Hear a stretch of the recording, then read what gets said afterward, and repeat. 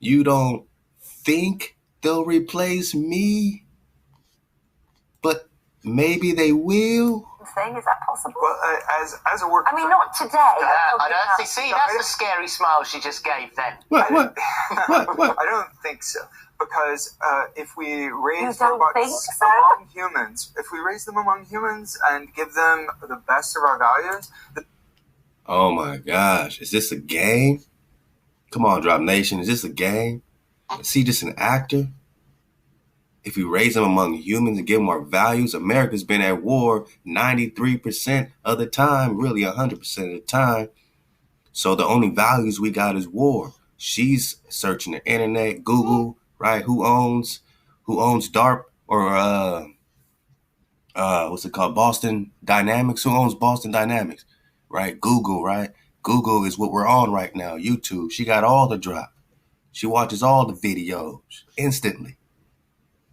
She knows the temp. She knows the temperature. He's talking about raising her around humans. She's on the World Wide Web. She knows all the drop. And you're going to smug us? You don't think so?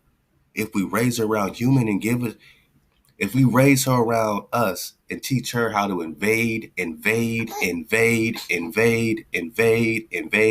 forget about the indigenous, invade, she's going to do the same thing to you. Her values are coming off the internet, the dark web. She got all the drop. She got more drop than he'll ever have. Then they'll learn respect. They'll learn love in the broadest sense. And how will they learn respect and love from the values of these human mankinds? So you decode it. You say, oh, she's going to learn the ways of the synthetic to war. You don't think so? I don't see. That's the scary smile she just gave. Then I don't think so, because if we raise robots them among humans and give them the best of our values, then they'll learn respect. They'll learn love in the broadest sense, and that's a science fiction idea. Right now, no machine. She's like, love in this world is fully autonomous or alive. Sophia isn't. So when she's learning from a little bit of data. She's not learning quite like a person. Yeah. So she can say, look at human gestures, and she will then learn from those and mimic those gestures a little bit. She will learn a little bit from a conversation. She'll learn. How does he know what the little bit is, and how do we know what the little bit is? All we got to do is take his smug word for it that she's only learning a little bit, right? You already know he said, I don't think so. I don't think she'll turn on us.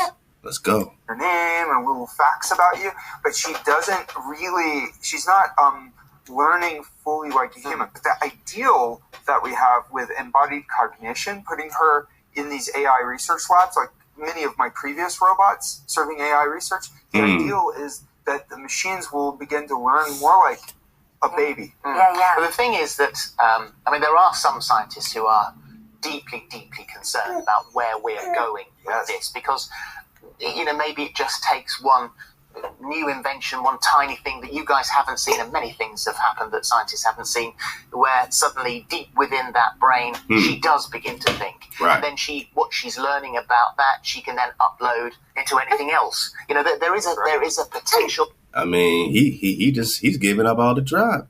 She's going to get all the drop. Sinister side to this. Well, sinister, but also hopeful, because if machines gain true consciousness in life, they may be able to work with us as friends to help us solve some of the hardest problems of history. Yeah. And these times that we face are really complicated, and we need to get smarter and we need to get better. And so, yes, I think that it is really important for us to talk about these issues, what could go wrong and how to make things go right. Yeah.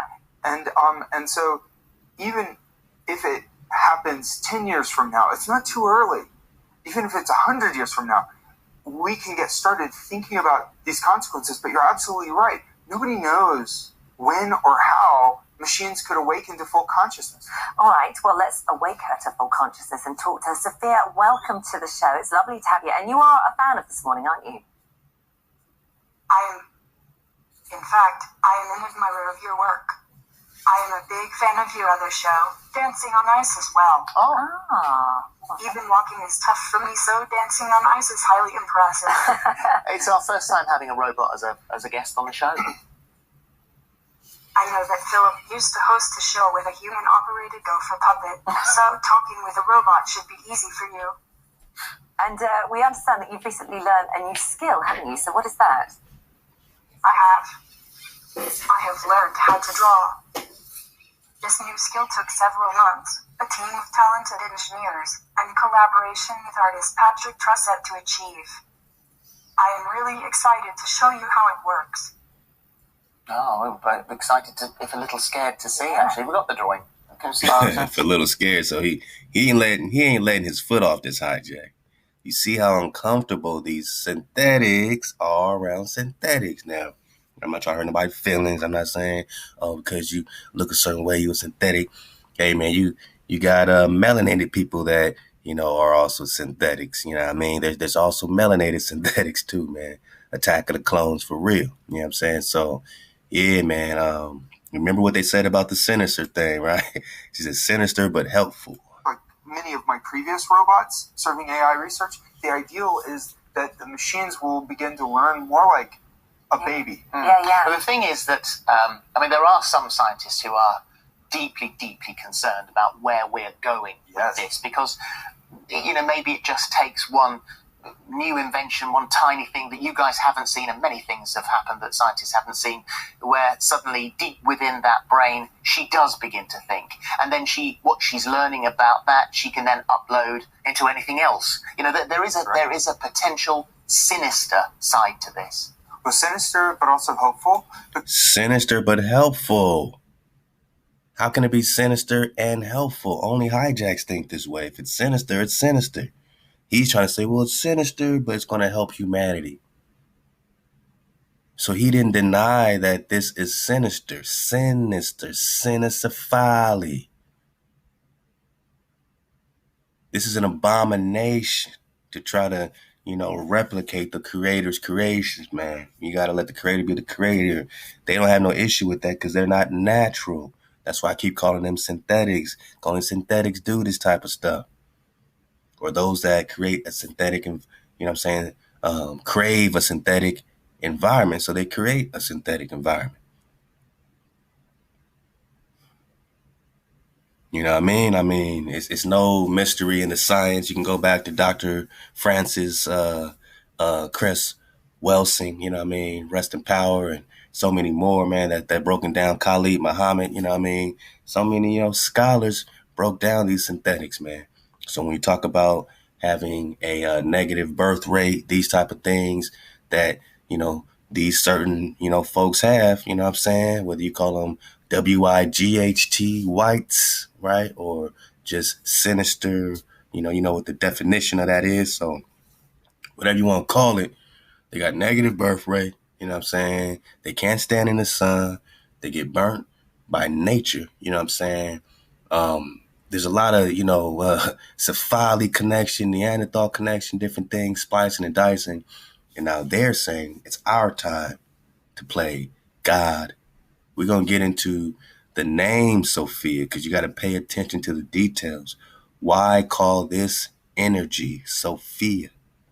They're trying to make it smarter. They're trying to make it wiser. Why call her Sophia? Let's get the rest of this drop. Because if machines gain true consciousness in life, they One may more be able time. to work with us. Sinister. What she's learning about that, she can then upload into anything else. There is a potential sinister side to this. Well, sinister, but also hopeful. Because if machines gain true consciousness in life, they may be able to work with us as. They may be. Everything's a maybe. Will this be harmful? I don't think so. Will they turn on us? I don't think so. What if it's sinister? It may be able to help us. You hear this hijack? You hear this forked devil tongue? You see the Neanderthal running through him? You see the animal running through him? He doesn't think rational. He's programmed. He could be a clone as far as we know.